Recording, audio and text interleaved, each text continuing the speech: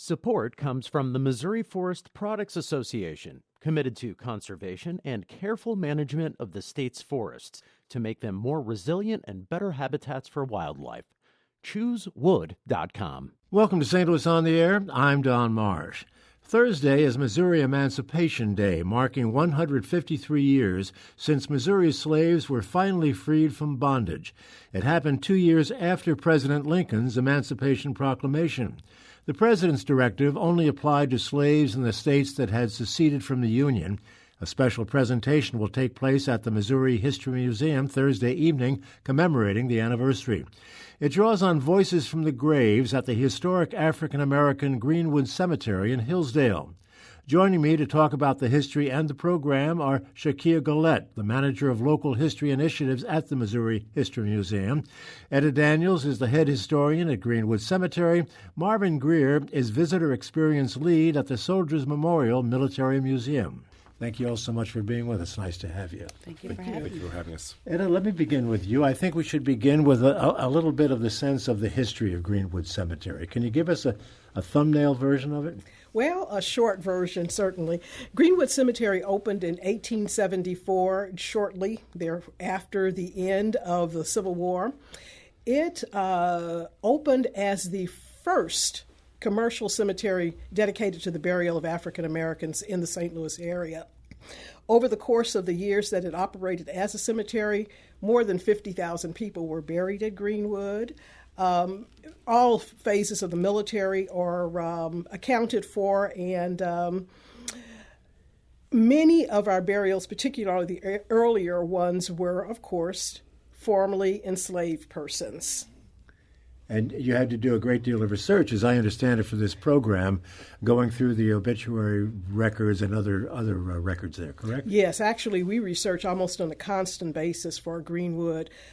When this particular program came up, one of the things that we were able to tell the community is that we have the names of nearly 6,000 persons who were actually buried at Greenwood and who were born prior to emancipation in Missouri. So our research efforts go pretty deep. What kind of records are available? I would think that they might be pretty sketchy during this period. Some of them are. We have burial records, actually, that go back to January 10th, 1874, which was the first burial at Greenwood. We have burial records that go to 1993, which was the last burial of Greenwood.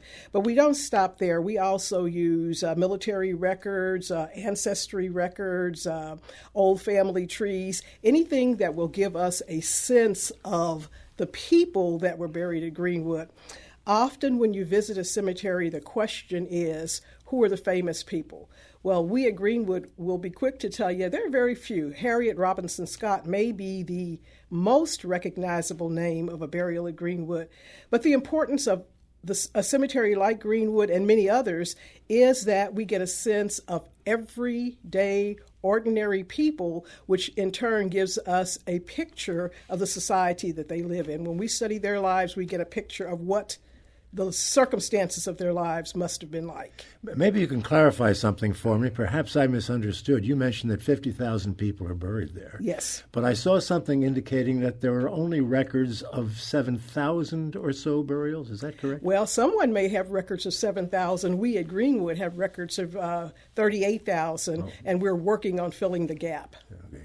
Well, congratulations on all that hard work. That's a monstrous job, needless to say. Shakia, let me turn to you with regard to the History Museum's involvement in this kind of a program. It seems to me that this is an unusual approach, taking cemetery obituary records, if you will, and creating a program out of it. How did this come about? Well, actually, back in November, Greenwood Cemetery partnered with the Missouri History Museum, and we did a program with the African American History and Genealogy Society. That's when we first became aware of the type of research that the Greenwood Cemetery is doing. And I'm coming from Maryland, and we celebrate Maryland Emancipation Day. And prior to that program, we were thinking about possible annual programs that we could do every year. And Emancipation Day was definitely something that I wanted to look into. And when I heard the research that was happening at Greenwood, I just thought it was a perfect marriage to kind of highlight the research that they're already doing and merge it with our records and our research collection and create this wonderful program. What is the format for the program? Well, we're going to start off with a brief introduction. Then Miss Etta, we're going to toss it over to Miss Etta, and she's going to give a brief overview of a few of the different types of celebrations that happened throughout St. Louis, first in 1863 and then again in 1865. And then we're going to feature 6 individuals that are buried at Greenwood Cemetery, and Miss Etta and Shelley Morris will kind of go through their lives and, just like she stated, recreate and try to put us there and give us a sense of what it was like during Emancipation, and for some of the individuals even after Emancipation. And then after the 6 individuals have gone through, after we have gone through their history, we're going to toss it over to Marvin, and he is going to do a first-person reenactment of Spotswood Rice. All right. Marvin-Alonzo, tell me about that. Well, as Shakia is, I'm a recent transplant to St. Louis, and one of the first people that I was told about when I got here by my colleagues at the Missouri History Museum was Spotswood Rice. And for those who don't know about him, he is definitely one of, I would say, not just St. Louis or Missouri's heroes, but a national hero. He symbolizes resistance to slavery and oppression. He and his wife, Ori, symbolize the strength of the African American community, not just, again, in St. Louis and in Missouri, but nationally. Spotswood Rice was born into slavery in about 1819. He is a freedom fighter. He's constantly running away, constantly trying to gain his freedom, and eventually he succeeds.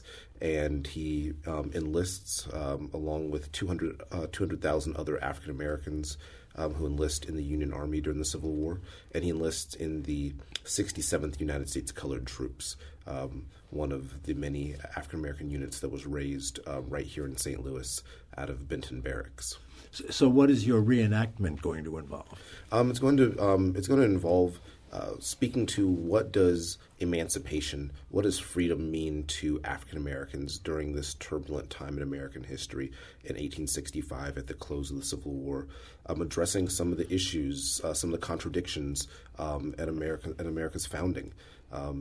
The Declaration of Independence said that all men are created equal, yet in 1865, African Americans are not part of that American dream just yet, and they're constantly pushing for equality, pushing for civil rights. And using Spotswood Rice's own words, he wrote 2 beautiful letters in 1864, 1865 time period. One to his daughter, who was still in slavery, and then one to his daughter's slaveholder, a woman named Kitty Diggs. And so using his own words to help highlight this time period. Etta, is the Spotswood Rice material something that has come through you and through the cemetery? Letters and things of that nature? I would have assumed that the information you would have would be more or less vital statistics. Actually, that's absolutely what it is. I became aware of Spotswood Rice actually not through his burial, because he's buried, I believe, in Colorado, or his wife's burial. She's buried at Greenwood, but through their daughter's story, which appeared in a volume of some material called The American Slave. Now, we started researching because of Ori Rice, who's at Greenwood, and it's impossible to tell her story without his story. Why are they buried separately? She died long before he did. She was his first wife. He remarried and moved away. He was a traveling preacher. Shakia, back to you. You had mentioned during the earlier part of the conversation that you became aware of the kind of research that was going on. What specifically was it that you were hearing that attracted you to this project? It was the way that they spoke life into the individuals that they were researching. They have a certain level of care that they take when they do research, and I think that's something that everyone should see. It's definitely very personal when you are talking about the ancestors and you're talking about honoring them in a very specific way, and that was something that we believe that needed to be showcased at the Missouri History Museum. How does the research at the museum blend with what's being done at Greenwood? Okay. Well, throughout the No. 1 in Civil Rights exhibition, you will see examples of freedom suits, including Dred Scott and Harriet Scott and Winnie and Lucy Delaney. So this program is definitely just an extension of that. So you can come in and you can view the No. 1 in Civil Rights exhibition, and you can get a more detailed story of what happened leading up to emancipation. But our goal is to teach everyone what happened after emancipation. Of course, No. 1 in Civil Rights goes all the way up to Ferguson, but our goal is to have people beyond what's happening today as well. But our goal is to kind of educate people about what specifically took place during emancipation. Marvin-Alonzo, I'll put this to you and to the others as well, but I get the impression that this is more than a project. It's personal. Would you agree with that, and tell me how that would apply to you? I would definitely agree. Part of the African American tradition is embracing your African culture and African heritage, and honoring the ancestors, always looking back so you can progress forward, or what it's called in Ghana, Sankofa. Go back and fetch it, going back and fetch your history so you can progress forward and you know where you're going.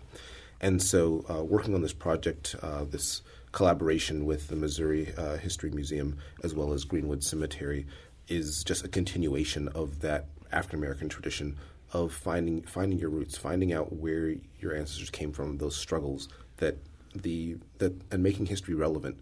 History is not just something that happened in the past, but it's our past reflects our future and our current situation. And so if you don't have an understanding of what your ancestors went through, what those heroes from Greenwood and from many other cemeteries throughout St. Louis went through, their work ethic, what they fought for, and this idea of resistance and perseverance to make America a more equitable and equal society, then it's going to be more difficult for us to progress forward as a people. Right. I want to get the reactions to the two ladies here at the studio as well, but I have to take a break, so we'll hold those thoughts until we come back. We're talking about Missouri Emancipation Day. That's happening this Thursday, and there's a special presentation going to be taking place at the Missouri History Museum, and that's what we're talking about today with Shakia Gullette with the History Museum, Etta Daniels at Greenwood Cemetery, and Marvin-Alonzo Greer with the Soldiers Memorial Military Museum. Back to continue this conversation in a moment. This is St. Louis on the Air on St. Louis Public Radio, 90.7 KWMU.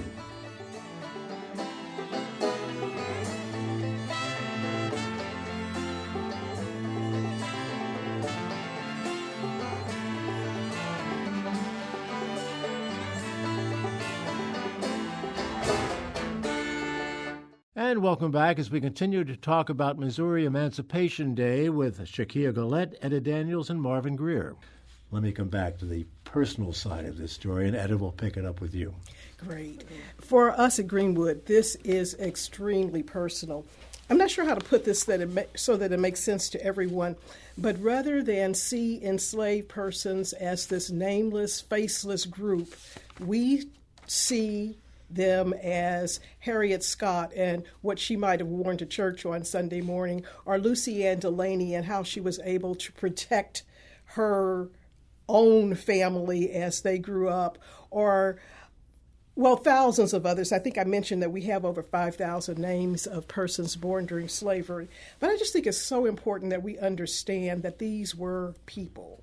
These were not numbers. These were men and women who had lives, who raised families, who owned their own businesses, who went to work, who did the very same types of things that we're doing today. I think a part of St. Louis, unfortunately, is that we've lost so many of our little bits and pieces of history. So many of the things that make us community and family are simply gone. Hopefully Greenwood will be able to help to fill in some pieces of that story, not just for the 1860s, but for the 1940s and the 1960s, and as time goes forward from there.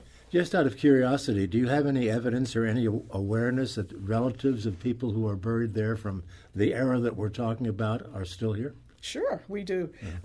For example, Marvin's going to be talking about Ori and Spotswood Rice. Their family still lives in St. Louis. Harriet Robinson Scott still has family here in St. Louis, and many others, more than I'm going to be able to think of at this exact moment. But yes, we do. We often. One of the things that I think we're able to do well is connect the past to the present. And one of the ways that we do that is to bring people back to their past. People who may have forgotten that they have a relative who did a certain thing and lived at a certain time. But when we find that at Greenwood, we always go looking for that person to tell them about it. I keep thinking of the phrase, the past is prologue, as we have this conversation, because that's exactly what we're talking about. Exactly. Now, let me come back to you with regard to the personal side of this whole project. Again, like I stated, I just really believe in the work that's happening at Greenwood. I think when we were going through the research process, and Miss Etta and Shelley will probably never say it, but they just get so excited, and you can see the excitement even through an email. When they find something new, it's, oh, Shakia, we found this, or we located that, and that makes it extremely personal. And I hope that each person that attends the program will feel that.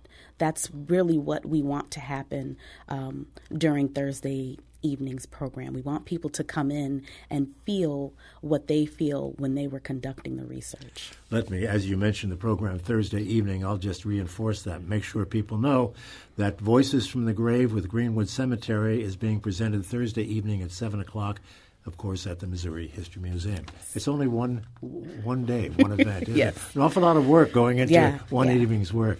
Marvin-Alonzo, let me come back to you. I want to pick up on something that Etta said with regard to the Spotswood Rice's family still being here. Have you had an opportunity in getting ready for your presentation to talk to these folks? Not yet, but they are a family that I am immensely excited about meeting. It's not every day that I get to portray someone and then meet their ancestors or meet their descendants, rather.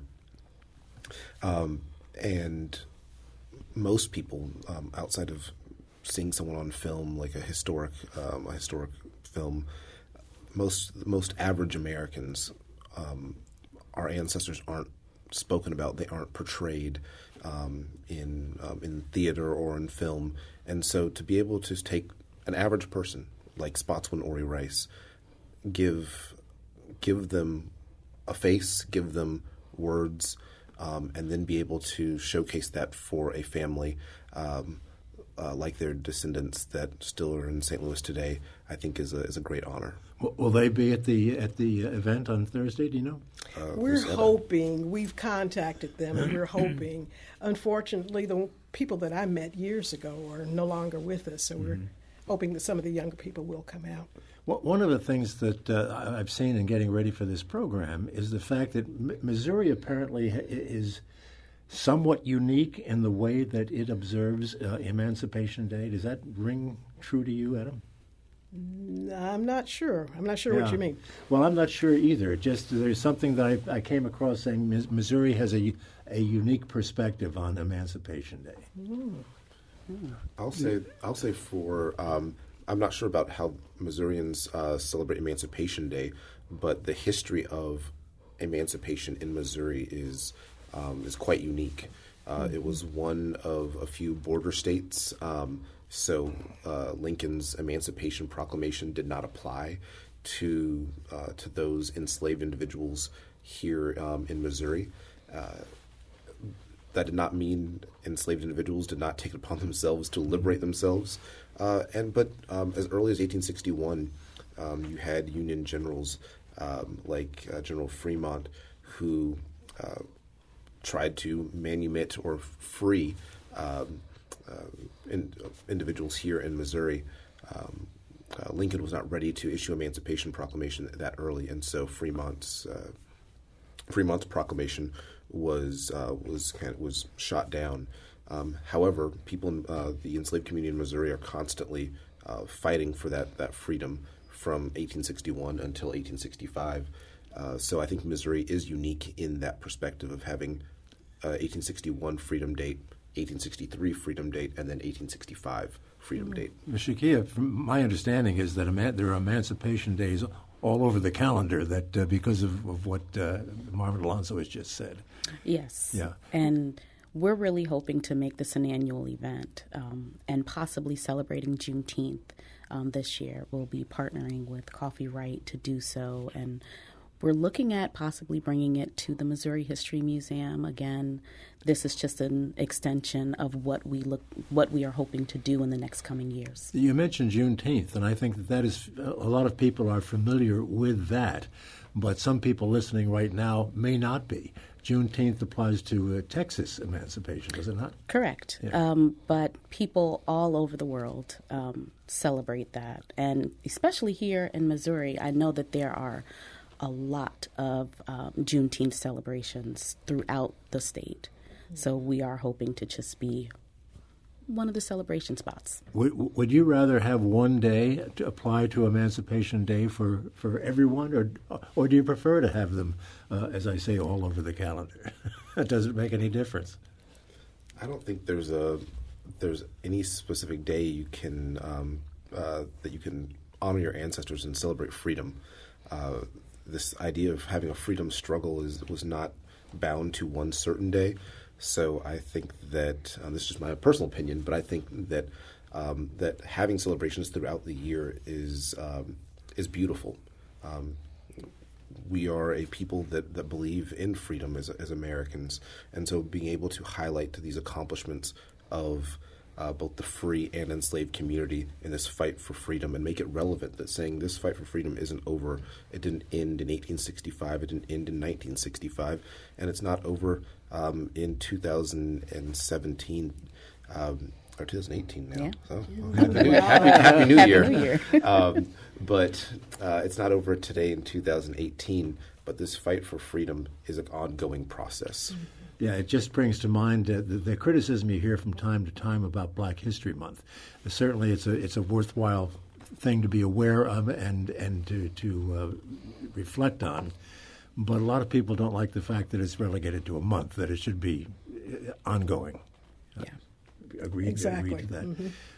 We have a caller here that wants to get into our conversation, so let's bring Pianki, I hope I have the name pronounced correctly, wants to get into the discussion. Let's bring her in. Go ahead, Pianki. Yeah, I was going to ask your guest, with all the animosity that we see on former U.S. soldiers, American soldiers that fought not only in the American Civil War, but also in other wars that this country was involved in, Mexican-American War, Spanish-American War. Lee was in the Mexican-American War. Wheeler was in the Spanish-American War. Also the American Civil War. Do you think that they are being unfairly ridiculed and pointed out to have their monuments removed, even though they fought in both sides, like I said before, American Civil War and also in the American War? What's your opinion? Bianchi, thanks for the call. I think that's a little bit off the point that we have been discussing here, but if anyone who wants to try to answer that, I'd be happy to have you do it. I can briefly touch on it. What we're focusing on here, at least for this program, is honoring these men and women, especially men like Spotswood Rice. And thousands of others that served here in Missouri, and this fight for freedom. And to the caller's point, there's an amazing quote from a Confederate colonel, John Mosby, who said that in, I believe it was 1907, he's responding to a friend's letter about a Confederate Veterans Memorial where they're spouting all kind of lost cause propaganda. And as a Confederate veteran, he was upset, and he said, "No, the war was about slavery. If it was right to own slaves at the time, it was right to fight for it. I fought for my country." And I'm paraphrasing, because that's what I believed in at that time. The South should know why they went to war. A soldier fights for his country regardless of the political merits of it. And I think to take that into account, you cannot separate the political ideology from the military ideology of when you're talking about the Confederacy.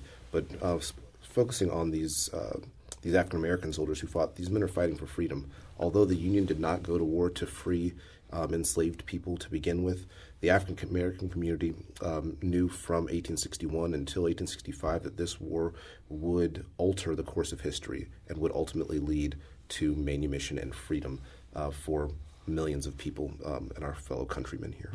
Well, we have to wind this down, but I have an email from Madonna in Crestwood here I'd like to get your response to. Madonna writes, when a subject is so personal as historians, how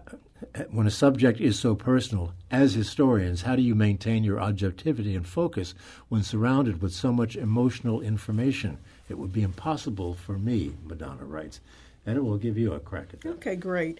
Actually, it is not difficult when you're trying to deal with 50,000 people. I think that if I were doing some family research, then the emotional part of it may be a lot greater. Now, it is emotional at times when you discover someone and you understand that their contribution to history was so great, but their names are no longer there. But to answer your question, for me, it's not really very difficult. The most difficult thing is trying to find time to research as many people as possible. I hope that really kind of answers your question. We try to look at this objectively, but yeah, there are personal things that come into it. Some days it's almost to the point of tears, actually, when you consider everything that went into that person's life. Shakia, do you want to respond to that as well?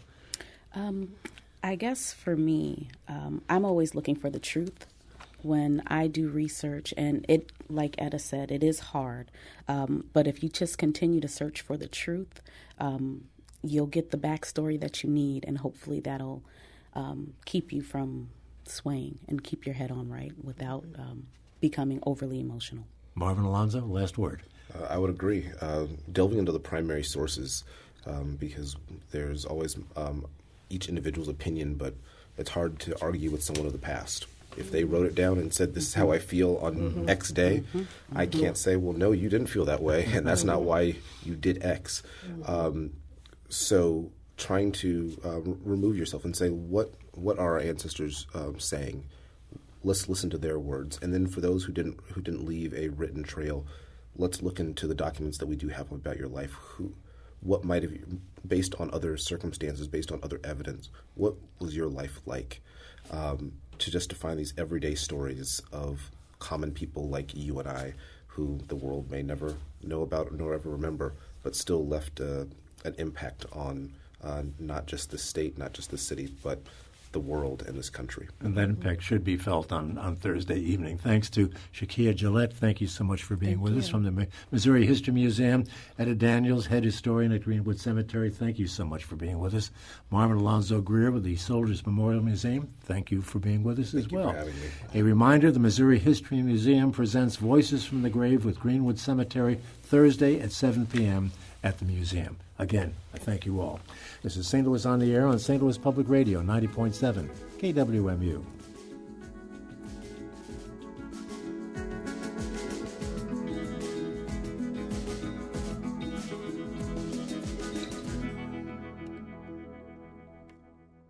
Support comes from the Missouri Forest Products Association, providing more than 41,000 jobs in the production of wood pallets, railroad ties, white oak barrels, hardwood floors, and more.